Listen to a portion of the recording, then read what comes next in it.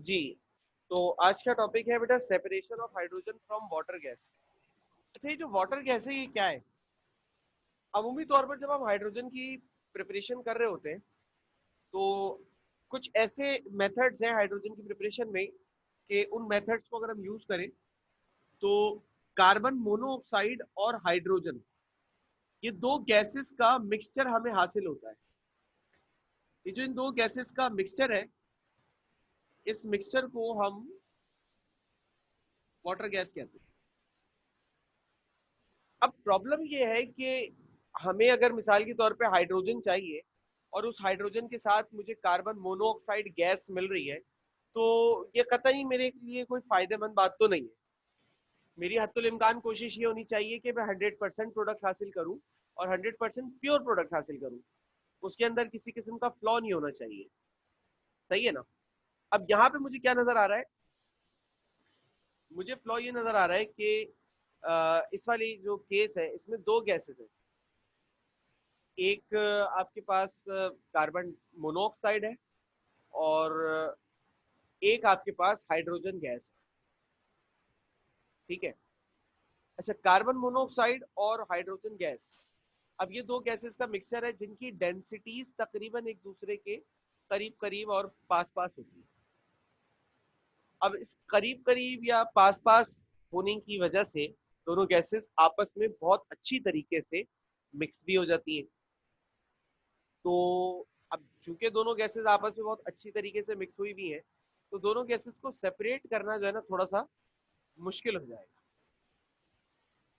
ठीक है, दोनों गैसेस को सेपरेट आउट करना थोड़ा सा टफ हो जाएगा, लेकिन हमें सेपरेट तो करना पड़ेगा क्योंकि बिना सेपरेशन के हम अपना काम कर नहीं सकते, क्योंकि हमें हाइड्रोजन गैस प्योरिटी में प्योर लेवल पे मिलेगी नहीं।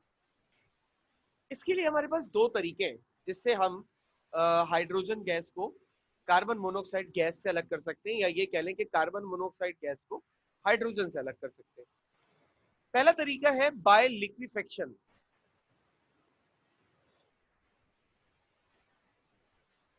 बाय लिक्विफेक्शन, ठीक है। लिक्विफेक्शन का एक नाम और होता है, इसे हम कंडेंसेशन का अमल भी कहते हैं।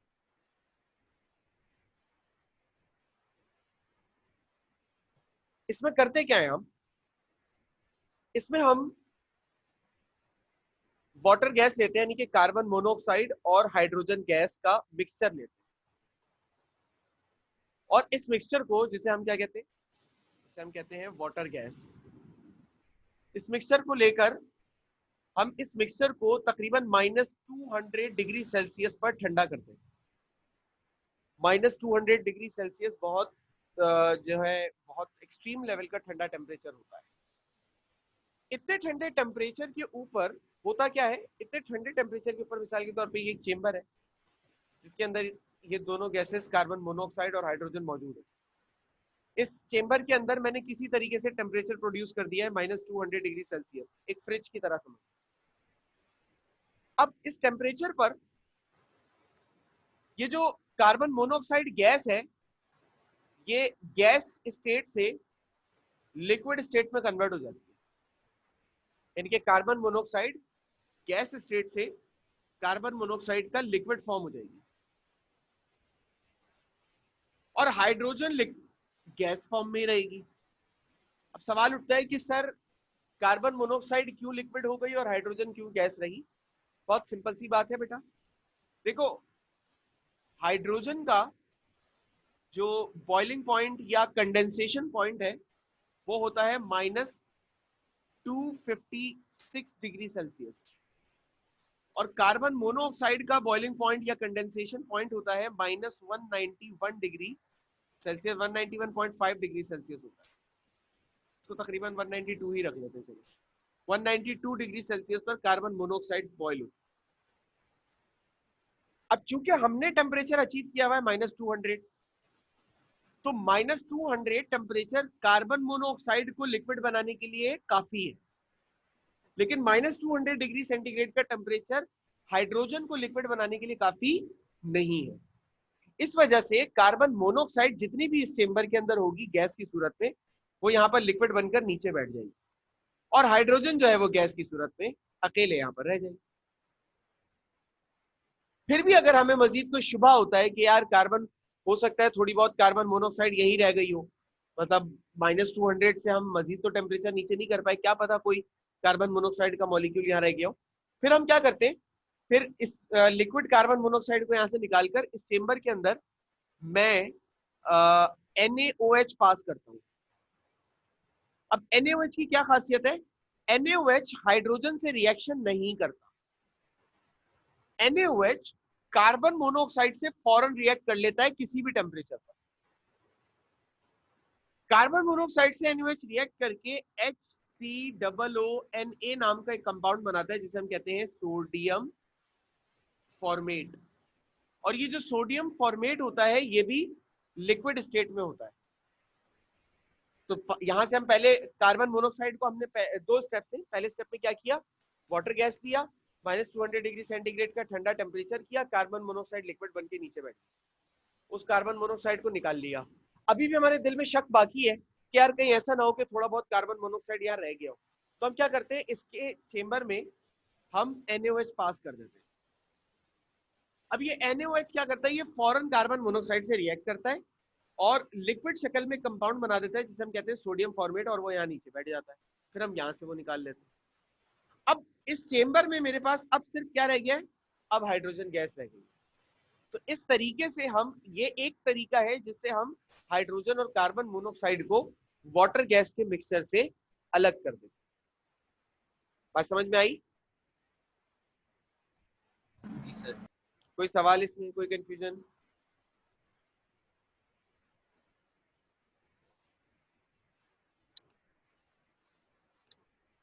क्या कोई सवाल, कोई कंफ्यूजन?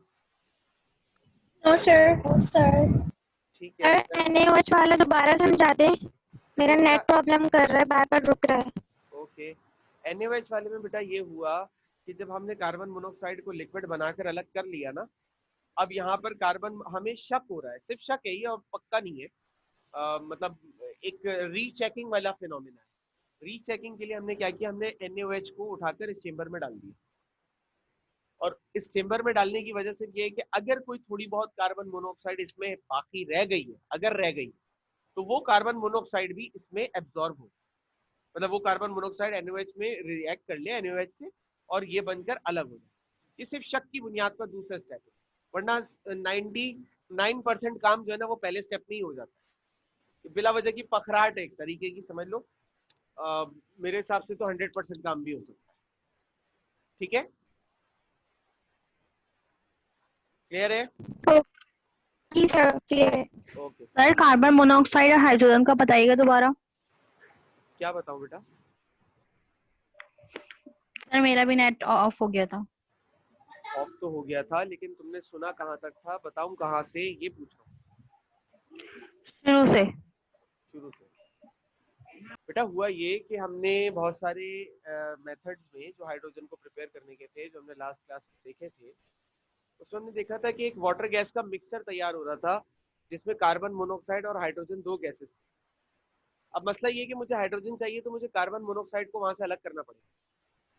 ठीक है, अलग करने का क्या तरीका है, अलग करने का तरीका ये है, हाइड्रोजन को कार्बन मोनोऑक्साइड से अलग करने का तरीका क्या है कि मैं एक चेंबर में वाटर गैस को ले लूं, यानी कि कार्बन मोनोऑक्साइड और हाइड्रोजन दोनों को लेकर उस चेंबर में, यानी कि उस चेंबर को ठंडा करूं -200 सर डिग्री सेल्सियस तक। जी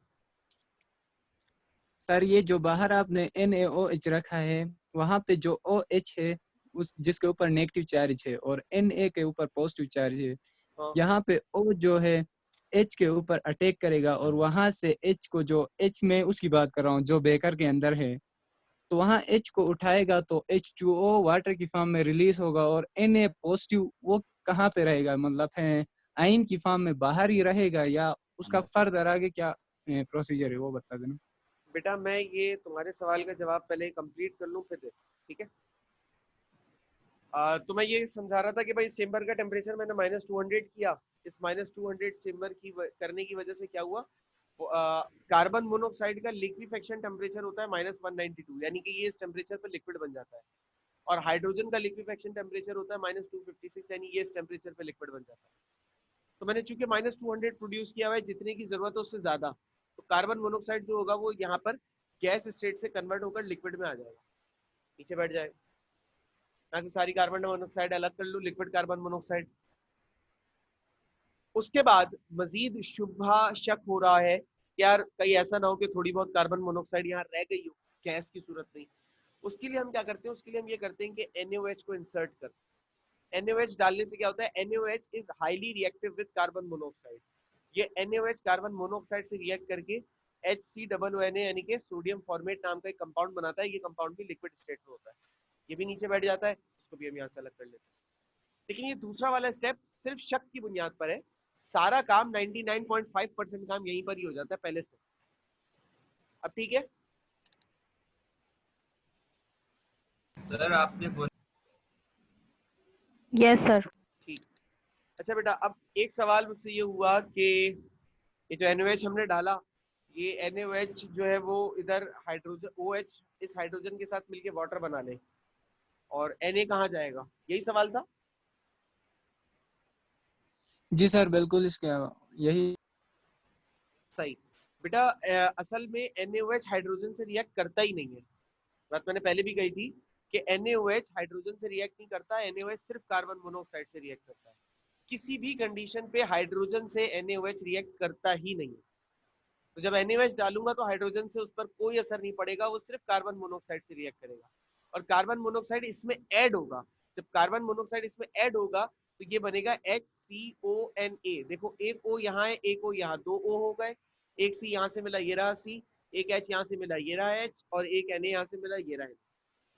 सिर्फ कार्बन मोनोऑक्साइड से रिएक्शन हो रहा है, वाटर से रिएक्शन नहीं हो रहा, हाइड्रोजन से, सॉरी।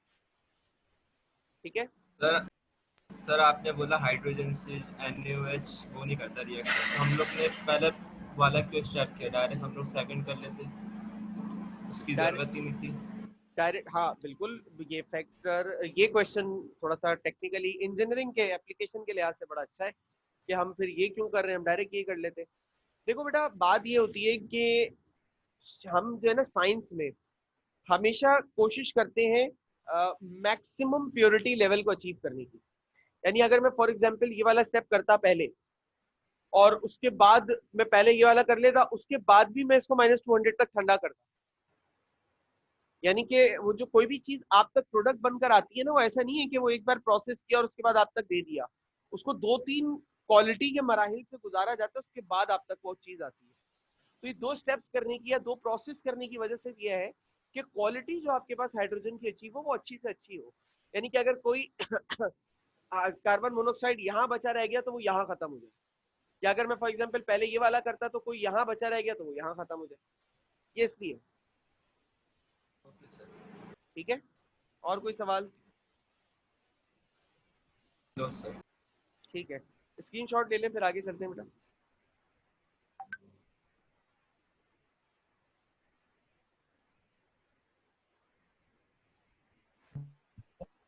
ले लिया स्क्रीनशॉट ले लिया बेटा? जी जी सर।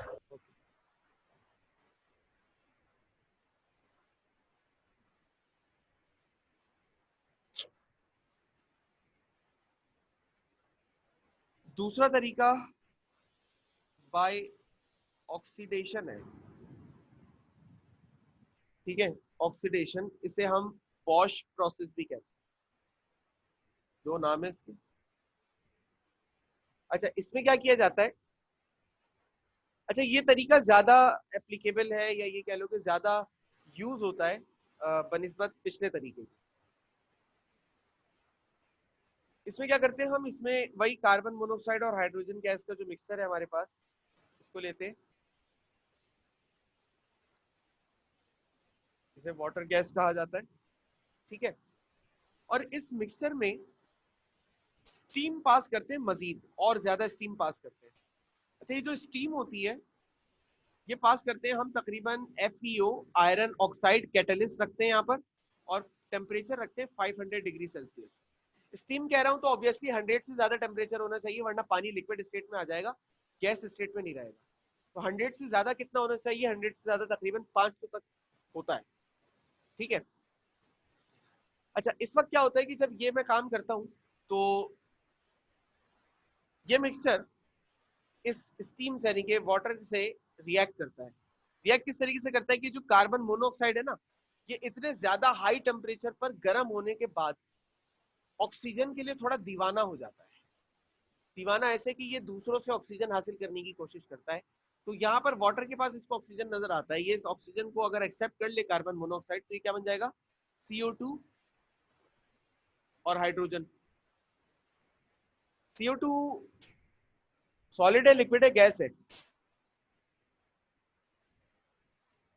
सर गैस है।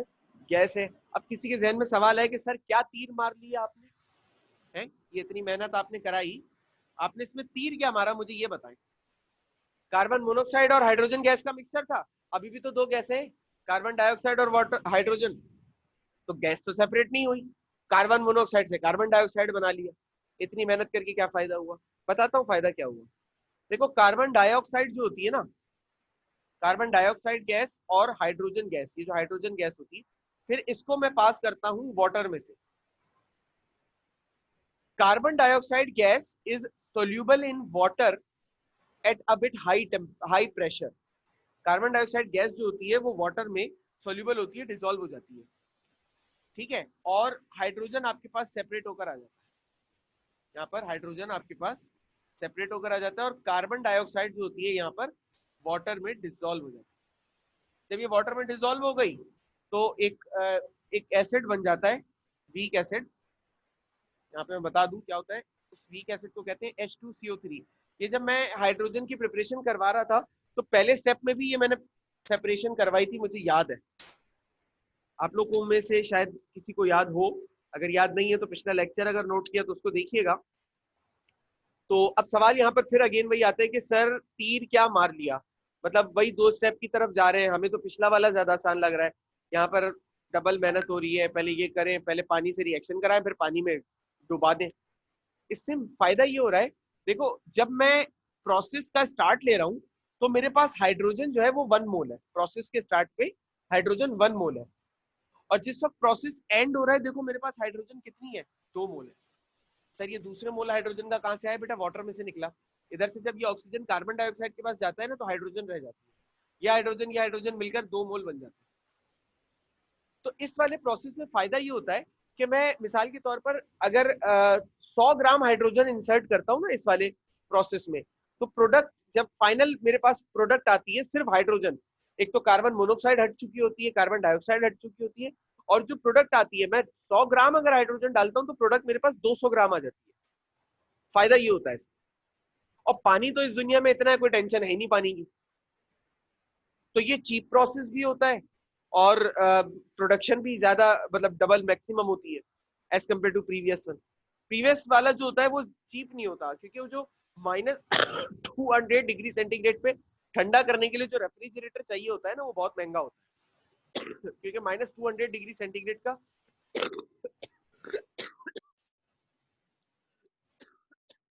टेम्परेचर अचीव करना आसान बात नहीं है। सही है, बात समझ में आई बेटा? जी सर। सर ये सेकंड स्टेप समझ नहीं आया, जब वो डिसॉल्विंग वाटर में जाता है। सेकंड स्टेप समझ नहीं आया जब वो डिसॉल्व होने वाटर में जाता है। बेटा इसमें कुछ नहीं है, देखो कुछ गैसेस जो होती हैं वो पानी में डिसॉल्व होती हैं और कुछ गैसेस पानी में डिसॉल्व नहीं होती। ये ऐसा ही है जैसे कि चीनी और नमक पानी में डिसॉल्व होता है लेकिन मिट्टी पानी में डिसॉल्व नहीं होती। ऐसे ही कार्बन डाइऑक्साइड जो है ना वो पानी में डिसॉल्व होती है, हाइड्रोजन पानी में डिसॉल्व नहीं होती। तो मैं सिंपली क्या करूंगा, ये जो गैस का मिक्सचर मेरे पास फाइनली ऑब्टेन होता है ना, इस गैस के मिक्सचर को सिंपली पानी में से पास कर दो। मिसाल के तौर पे ये गैस का मिक्सचर एक ऑब्टेन हुआ, ये कंटेनर है जिसके अंदर पानी भरा हुआ है, इसमें मैं यहाँ नीचे की तरफ से इस गैस के मिक्सचर को पास कर दूंगा, तो कार्बन डाइऑक्साइड सारी की सारी पानी में एब्जॉर्ब हो जाएगी और हाइड्रोजन सारी ऊपर आ जाएगी। अच्छा अब कोई बोले कि सर यही काम बजाय आप यहाँ तक लाने के यही कर देते, इसी मिक्सचर को पानी में पास कर देते, कार्बन मोनोऑक्साइड पानी में डिसॉल्व नहीं होता, तो फायदा कुछ नहीं होता। अगर मैं इसको डिसॉल्व करने की कोशिश भी करता तो दोनों अगेन वापस मुझे ऊपर मिल जाते, सेपरेशन नहीं होती। इसको कार्बन डाइऑक्साइड बनाया इसीलिए गया है ताकि ये पानी में डिसॉल्व हो जाए। क्लियर? Yes sir. कोई सवाल या कंफ्यूजन?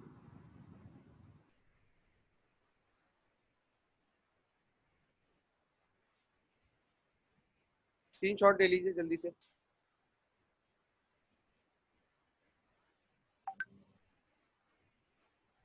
ले लिया स्क्रीनशॉट?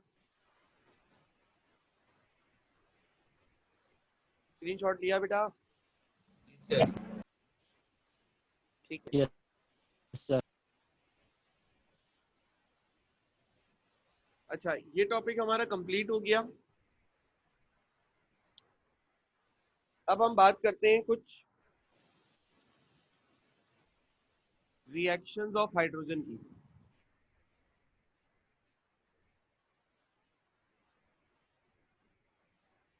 कि हाइड्रोजन के रिएक्शंस कौन से कैसे होते हैं और क्या होते हैं। तो ज्यादा नहीं, 2-3 रिएक्शंस बता रहा हूँ नॉलेज के लिए, देख लो।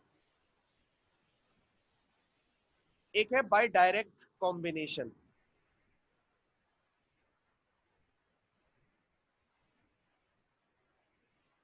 यानी कि हाइड्रोजन का रिएक्शन किसी चीज के साथ हो और कंपाउंड बने।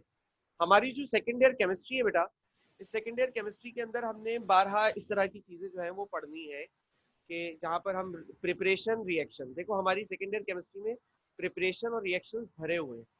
किसी चीज की प्रिपरेशन पढ़नी है, रिएक्शन पढ़ने हैं, उसके यूजेस पढ़ने हैं। किसी चीज की प्रिपरेशन पढ़नी है, उसकी रिएक्शन पढ़ने हैं, उसके यूजेस पढ़ने हैं। तो ये हमारे पास चलता रहेगा आगे थ्रू आउट 10वें 11वें चैप्टर। ठीक है। तो रिएक्शन जब हम बात करते हैं किसी चीज की, अच्छा हर चीज की रिएक्शन जो है ना वो बहुत सारी चीजों के रिएक्शन ऐसे होते हैं जो रिपीट होते हैं। ठीक है। और बहुत सारी चीजों के ऐसे रिएक्शंस होते हैं जो रिपीट नहीं होते। तो वो एक बार याद करोगे तो वो आपको दूसरी जगह पे भी हेल्प करेंगे। तो बाय डायरेक्ट कॉम्बिनेशन मैं अब यहाँ पे बता देता हूँ। Except noble gases, hydrogen reacts with almost all metals। Noble gases के अलावा हाइड्रोजन जो है वो मेजॉरिटी चीजों के साथ जो है ना वो रिएक्ट कर जाता है। ठीक है। नोबल गैसेस के अलावा हाइड्रोजन मेजॉरिटी गैसेस से रिएक्ट करती है, मेजॉरिटी चीजों से रिएक्ट करती है। जैसे कि हाइड्रोजन का रिएक्शन अगर मैं क्लोरीन के साथ कराऊं in the presence of sunlight, तो एक और गैस वजूद में आती है जिसे हम कहते हैं हाइड्रोजन क्लोराइड गैस। ठीक है। अब ये वाला जो रिएक्शन है पहला वाला, ये रिएक्शन चैप्टर 4 में भी पढ़ोगे। जब चैप्टर 4 में HCl की प्रिपरेशन आएगी ना, तो वहां पर भी मैं ये रिएक्शन पढ़ाऊंगा। और ये यहाँ पर भी है चैप्टर 2 में। तो अगर तुमने एक बार इसको मतलब याद कर लिया तो ये दोनों के लिए एप्लीकेबल है ना भाई। हाइड्रोक्लोरिक एसिड प्रोड्यूस हो रहा है, तो ये हाइड्रोक्लोरिक एसिड की प्रिपरेशन की इक्वेशन भी है। और यहाँ पर हाइड्रोजन और क्लोरीन आपस में रिएक्ट कर रहे हैं, तो ये हाइड्रोजन और क्लोरीन दोनों की रिएक्शन की इक्वेशन भी है। बल्कि 2 नहीं 3 चीजें हो गई। इन दोनों की रिएक्शन की इक्वेशन है, इसकी प्रिपरेशन की इक्वेशन है। तो हमारी सेकेंड ईयर केमिस्ट्री में इस तरह के रिएक्शन बहुत सारे हैं। अब प्रॉब्लम यह है कि इतनी ज्यादा तादाद में रिएक्शंस होने की वजह से बच्चों को याद करना बड़ा मुश्किल होता है। और इसकी कोई ट्रिक या टेक्निक भी नहीं है कि हम आपको बता दें बेटा ऐसे करके याद कर लो, ऐसे करके याद कर लो। ये थोड़ा बहुत चीजों को प्रैक्टिस करने से आता है। अब जैसे यहाँ पर मैंने आज एक चीज बता दी कि यार ये इक्वेशन है। अब किसी भी इक्वेशन के 2 पहलू, एक रिएक्टेंट और एक प्रोडक्ट।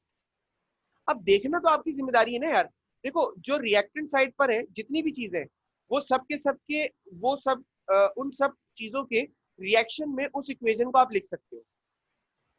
और प्रोडक्ट साइड पर जितनी भी चीजें नजर आ रही हैं, उन चीजों के प्रिपरेशन की इक्वेशन के तौर पर उस इक्वेशन को लिख सकते हो। तो चीजों को कैसे सॉर्ट करना है और कैसे एनालाइज करके आपने सामने पेश करना है, ये आपके ऊपर है। चीजें मुश्किल है मैं मानता हूँ, लेंदी है मैं मानता हूँ, लेकिन चीजों को सिंप्लीफाई कर सकते हैं, किया जा सकता है। भाग जाने से या पीछे हट जाने से कुछ नहीं होता।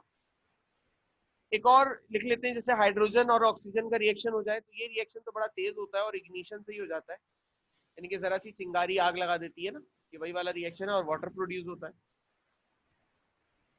इसी तरीके से हाइड्रोजन एक और तरह की रिएक्शन करता है बाय रिड्यूसिंग रिएक्शन।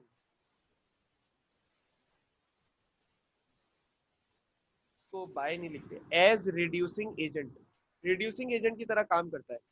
अच्छा, रिड्यूसिंग एजेंट क्या होता है, जरा कुछ बताएंगे?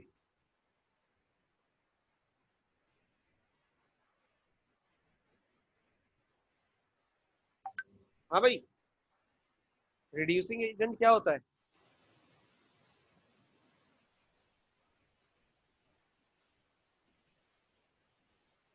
बेटा आवाज आ रही है मेरी?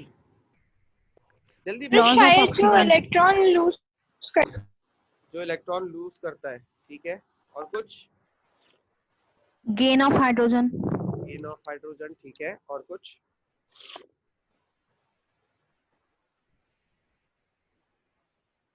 इलेक्ट्रॉन लूज नहीं करता बेटा, इलेक्ट्रॉन गेन करता है। गेन ऑफ हाइड्रोजन वाली बात तो सही है, लेकिन यहाँ पर रिड्यूसिंग एजेंट जो है ना, तीन डेफिनेशंस है, gain of electron, gain of hydrogen और रिमूवल ऑफ ऑक्सीजन। तीनों में से कोई सी भी अप्लाई हो सकती है। इट इज नॉट नेसेसरी के इट इज नॉट नेसेसरी कि कोई एक इक्वेशन अप्लाई हो, तीनों अप्लाई हो सकती है। तीनों में से कोई भी हो सकती है। यहाँ पर अभी हमारे पास कौन सी है? यहाँ पर हमारे पास रिमूवल ऑफ ऑक्सीजन की, यानी कि यहाँ पर हम रिडक्शन की जो डेफिनेशन यूज करने वाले हैं वो रिमूवल ऑफ हाइड्रोजन ऑक्सीजन की है। हाइड्रोजन जो है वो बहुत अच्छी रिड्यूसिंग एजेंट होती है और ये बहुत सारे मेटल ऑक्साइड को रिड्यूस कर देती है और उनको बचा लेती है ऑक्सीजन से। जैसे कि हम कहते हैं अक्सर आयरन, लोहे पे जंग लग गया, FeO, इसका रिएक्शन अगर आप करा दो हाइड्रोजन के साथ, Fe2O3 होता है। इसका रिएक्शन अगर आप हाइड्रोजन के साथ करवा दो, ठीक है, तो हाइड्रोजन क्या करेगी, इसमें से ऑक्सीजन को खींचकर वाटर बना लेगी और आयरन अलग हो जाएगा। और ये बहुत कारामद तरीका है, पता है आपको? पता है कि मेटल्स पे जंग लगता है, तो मेटल्स का जंग हटाने का ये बहुत कारामद, सबसे कारामद तरीका यही है, क्योंकि हाइड्रोजन जो है वो ऑक्सीजन से रिएक्ट करती है। अगर देखो मेटल सिर्फ Fe है तो ये प्योर मेटल है, साफ सुथरा। लेकिन अगर यही मेटल Fe2O3 हो चुका है, यानी इसके साथ ऑक्सीजन लग गया, तो अब इस मेटल पर लग गई है जंग। मुझे जंग को हटाने के लिए हाइड्रोजन का इस्तेमाल करना, ये एक तरीका है। एक और रिएक्शन का मतलब इक्वेशन है। और थर्ड और लास्ट जो है हमारे पास वो हाइड्रोजनेशन है। अच्छा, ये अभी ऑर्गेनिक केमिस्ट्री में जब जाओगे तो ये रिएक्शन हाइड्रोजनेशन का बहुत बार आएगा, तो वहां पर ये बहुत अच्छे से समझ में आ जाएगा। फिलहाल मैं सरसरी तौर पे समझाता हूँ। देखो, C2H4 है, अगर मैं इसका रिएक्शन H2 से कराऊंगा in the presence of nickel at 300 degree Celsius, ये रिएक्शन होता है।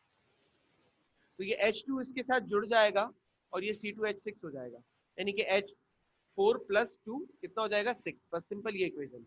हाइड्रोजनेशन का क्या मतलब होता है? हाइड्रोजनेशन का मतलब होता है एडिशन ऑफ, हाइड्रोजनेशन का मतलब होता है addition of hydrogen in a compound. किसी कंपाउंड में हाइड्रोजन को ऐड कर देना, हाइड्रोजनेशन। ठीक है बेटा, ये तीन रिएक्शंस थे, होते तो और भी हैं, लेकिन फिलहाल समझने के लिए, चीजों को कैरी करने के लिए ये तीन भी काफी हैं। कोई सवाल इसमें किसी को? ठीक है, स्क्रीनशॉट लें जल्दी से, फिर क्लास ऑफ कर रहा हूँ।